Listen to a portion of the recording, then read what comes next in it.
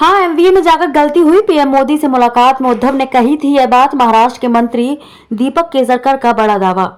महाराष्ट्र के कैबिनेट मंत्री और शिंदे गुट के नेता दीपक केसरकर ने पूर्व सीएम उद्धव ठाकरे को लेकर बड़ा दावा किया है। केसरकर ने कहा कि उद्धव ठाकरे ने जून 2021 में दिल्ली जाकर प्रधानमंत्री नरेंद्र मोदी से मिले थे। तब उन्होंने पीएम के सामने माना कि एनडीए से अलग होकर एमवीए बनाने में उनकी गलती हुई है। उन्होंने इस मुलाकात में पीएम से कहा था कि एनसीपी और कांग्रेस के साथ हाथ मिलाकर मुझसे गलती हुई। मुंबई जाकर मैं इस भूल को सुधारूंगा। हालांकि मुंबई वापस आने के बाद उद्धव ठाकरे ने ऐसा नहीं किया। केसरकर ने फिर से कहा कि एनसीपी और कांग्रेस के साथ गठबंधन तोड़ो, हम सब फिर एक हो जाएंगे। हमने आपको फंसाया नहीं है। आपने ही हमसे कहा कि निकल जाओ। अब जनता के सामने झूठी बात कहते हैं, कम से कम जनता के सामने तो गलत मत बोलो। पीएम के पास उद्धव ने मानी थी गलती। दावा। पीएम मोदी के सामने आपने ही स्वीकार किया था कि एनसीपी और कांग्रेस के साथ जाना मेरी गलती थी। हिंदुत्व की विचारधारा छोड़कर मुझसे गलती हुई है। महाराष्ट्र जाकर इस गलती को दुरुस्त करूंगा। पीएम मोदी से वादा करके भी आपने तोड़ दिया। ऐसे में राज्य की जनता को यह समझना चाहिए कि किसने किसको फंसाया है। हम ऐसा कर सके हैं, यह भगवान की कृपा है। उद्धव ठाकरे इसका फायदा नहीं ले पाए। उन्हें हमने नहीं, एनसीपी और कांग्रेस ने फंसाया है। लेकिन आप अपना दोस्त दूसरे के सर क्यों मढ़ रहे हैं? महाराष्ट्र राज्य के लिए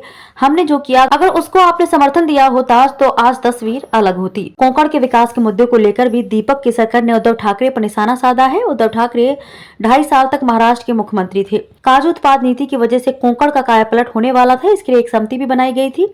मैं भी उस समिति में शामिल था, लेकिन दुर्भाग्य से उस समिति ने कुछ नहीं किया। सिर्फ यह कहा जाता रहा कि केसरकर समिति है। हालांकि अब हमारे प्रयास से कोंकण को 63 करोड़ रुपए की निधि दी गई, जिसमें से 200 करोड़ काजू महामंडल को दिया गया। कोंकण की जनता कभी मांगती नहीं है। कोंकण के लोगों की वजह से बाला साहेब की शिवसेना बड़ी हुई थी। यहाँ की जनता ने बाला साहेब को बहुत प्यार और सम्मान दिया था। दीपक केसरकर ने कहा कि जिस समय अजीत पवार वित्त मंत्री बने, तब सिंधुदुर्ग जिले से 450 करोड़ रुपए की निधि वापस ले ली गई।